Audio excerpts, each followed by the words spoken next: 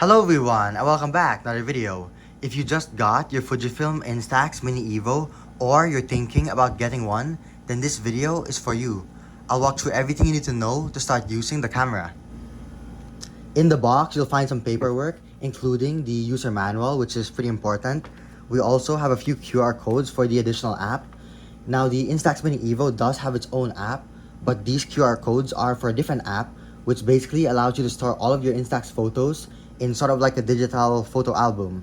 And by the way, if you want to learn how to connect your Instax Mini Evo to its official app, which allows you to control the camera, transfer photos, and even print photos from your phone using the camera, then I also have a tutorial on that. I'll leave it linked down below in the description.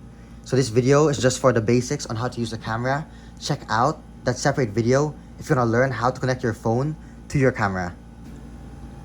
Aside from the paperwork, you also get this sort of leather Instax strap. To attach to the camera, you gotta remove this end, like so.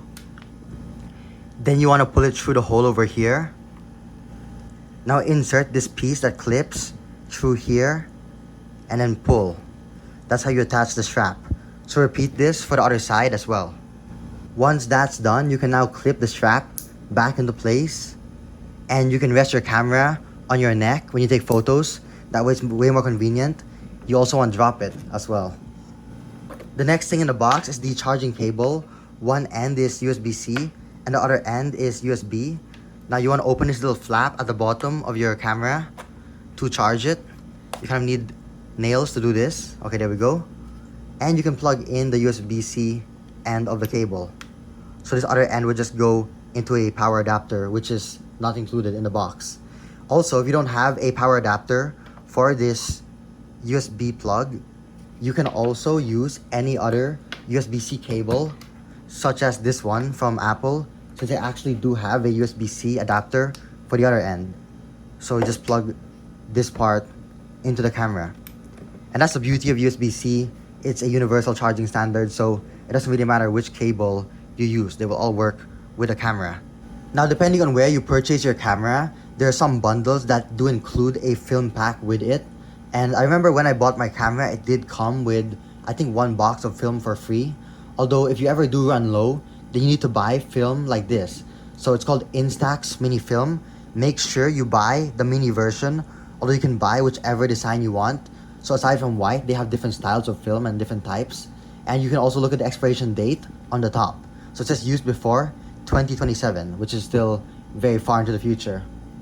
Inside this box, you'll find two film packs, and this is what they look like. They're wrapped in foil to prevent exposure to light. So you want to make sure that you don't store these like under the sun or anywhere like that. If you can't figure out how to install the film pack into your camera, then I'll leave a link in the description to my video on that. You may have noticed that there's another compartment over here next to the charging port, and that's for a micro SD card. Now the camera doesn't come with a micro SD card, so you need to purchase one separately. However, you can use it without one. And what the micro SD card is it basically allows you to expand the storage, and the photos stored on the SD card can also be viewed and transferred once you connect this to a different device.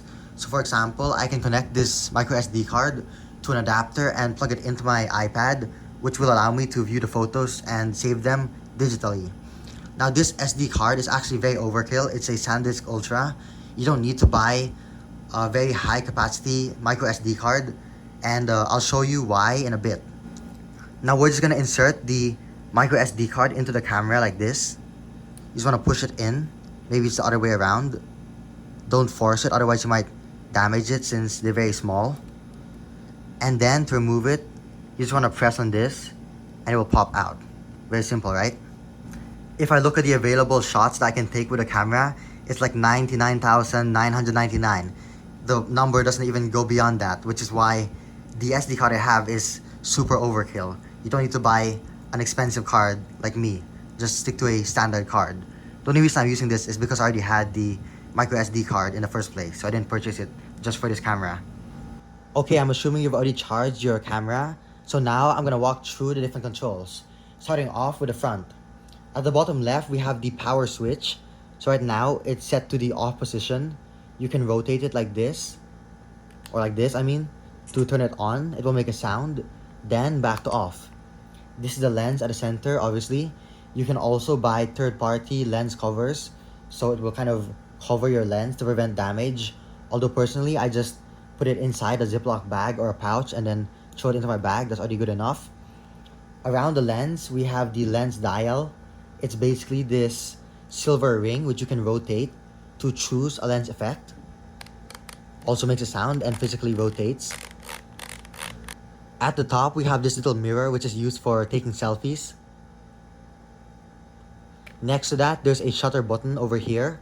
And this is one of two shutter buttons found on the camera. So you can use this one for selfies. Just like this. You can press it while looking in the mirror and taking your photo. Then we have the flash and the autofocus. On the left side, this is where the printed photos will eject. So you want to make sure that nothing covers it so it doesn't get jammed. On the right side, there's a tripod mount. And at the top, there are a few more controls, including an accessory mount, which works with standard camera accessories.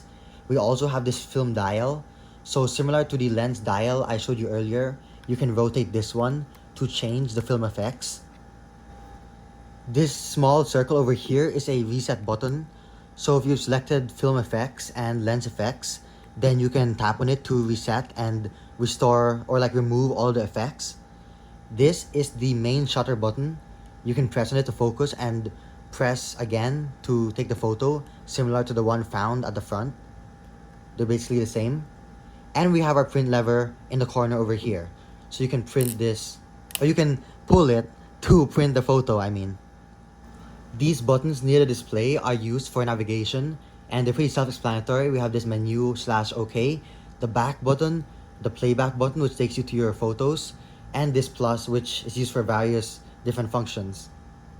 Now that you know the different controls, let's turn it on and check out the user interface. So it will say Instax when it powers up, and you'll be greeted with this sort of viewfinder. Just like I mentioned earlier, I can rotate the dial around the lens for the lens effects. There are 10 of them. And some of them, like the number 7 for example, the light leak, they'll change every time you rotate. So if I switch to it again, you'll see that we now have a different design of light leak. So you can play around with that.